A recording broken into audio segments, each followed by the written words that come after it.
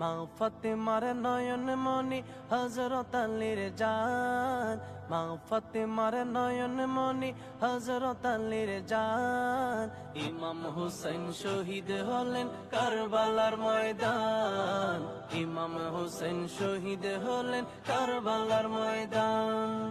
দয়াল নবীর জবানে কারবালার বয়ানে, দয়াল নবীর জবানে কারবালার বয়ানে, আওলাদে রাসূল শহীদ হবেন হাদিসে প্রমাণ।